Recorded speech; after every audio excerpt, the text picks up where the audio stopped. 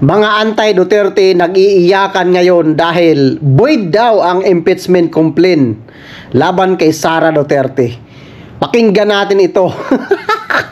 Ito ang balita ngayon, trending at pinag-uusapan ngayon sa mundo ng social media. Ang di umano'y balita, sadyang mag-iiyakan na di umano ngayon ang buhayang kongresista matapos nilang mapa-impeach ang Vice President na si Sara Duterte, ay tila mukhang mauudlot ang kasiyahan at ngiti ng makakaliwang kongresista na ito dahil napag-alaman na ang impeachment laban kay Vice President Sara Duterte mula mismo sa House of Representatives ay isa di diba?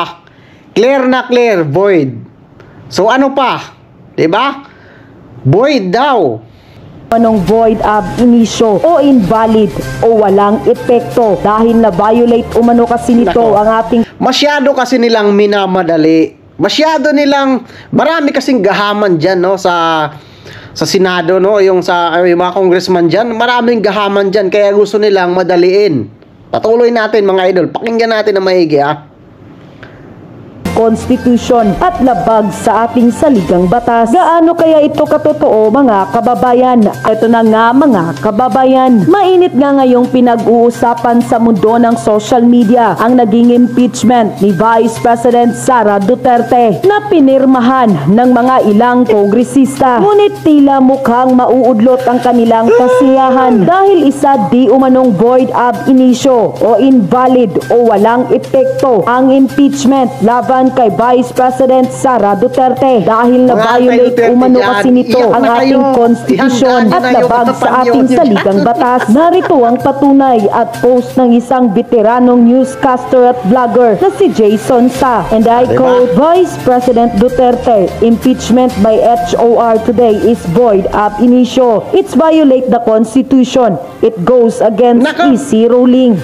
Unquote. Dagdag pa nito sa isang komento. What was approved today is the fourth impeachment complaint which was filed only today. Bawal po iyon ayon sa saligang batas. May ruling na po ang Supreme Court hinggil sa 10-day rule upon filing. Read the 1987 provision on impeachment and Supreme Court ruling on impeachment. Unquote. Pinagtibay at pinatunayan din ito ng isang FB page na si Optic Politics, and I quote, illegal and void. The unconstitutional impeachment of Vice President Sara Duterte by Optic Politics Depo, February 6, 2025. The recent impeachment of Vice President Sara Duterte by the House of Representatives HOR has raised significant legal concerns regarding its validity. Critics argue that the impeachment is void ab initio, invalid from the outset due to violation of the 1987 Philippine Constitution and pertinent Supreme Court rulings. Constitutional provision on impeachment. The 1987 Constitution delineates the impeachment process in Article 11, Section 2 and 3. Section 3 and 5 implicitly state no impeachment proceeding shall be initiated against the same official more than once within a period of 1 year. This clause is designed to prevent multiple impeachment attempts against a single official within a year, ensuring stability and protecting officials from continuous political harassment. Supreme Court interpretation. The 10-day rule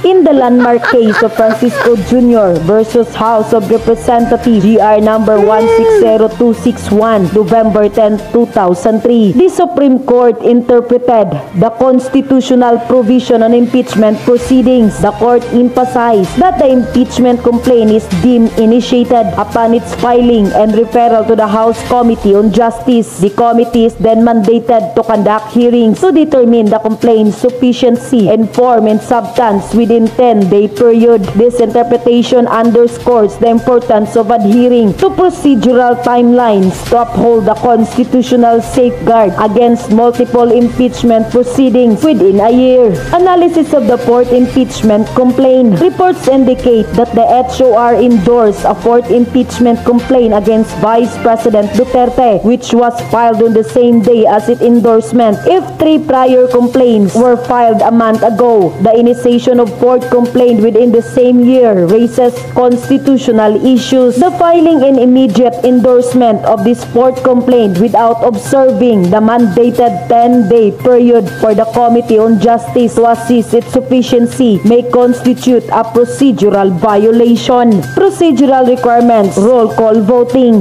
The House's rules of procedure in impeachment proceedings stipulate that voting on favorable resolution with the articles of impeachment by the Committee on Justice or a contrary resolution shall be by roll call, which members vote recorded by the Secretary General. If the HOR proceeded to vote on the fourth complaint without adhering to this procedure, it could further invalidate the impeachment process. Conclusion: the initiation and endorsement of the fourth impeachment complaint against Vice President Sara Duterte appeared to be contravened both the constitutional one-year bar on multiple impeachment proceedings against the same official and the procedural requirements established by the Supreme Court. The failure to observe the mandated 10-day period for evaluating the complaint's sufficiency, coupled with potential procedural lapses in voting, render the impeachment proceeding void ab initio. Such action not only violate the Constitution but also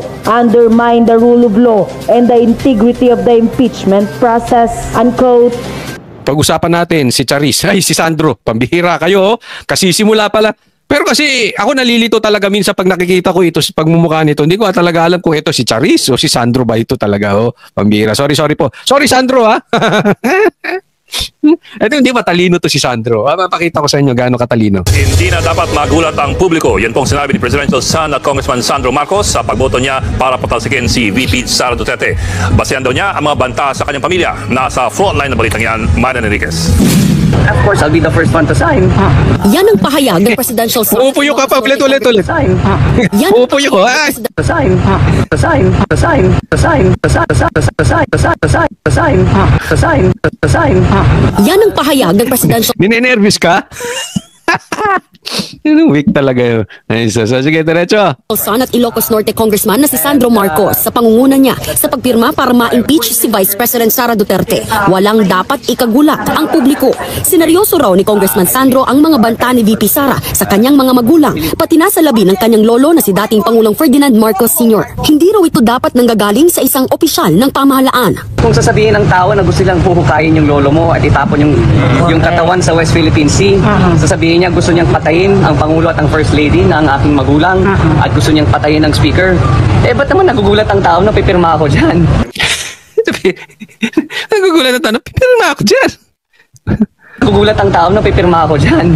Ibinahagi rin ni Ang talino, no? Ang galing ng rason niya, okay? So, paliwanag natin unti-unti, ha? Bakit ba mayroong House of Representatives? Representatives, hindi thieves as in magnanakaw. Ha? Iba yung House of Representatives at saka representatives. Ayan. Ewan si Marcos kung thieves o tips. Basta House of Representatives. Bakit pa?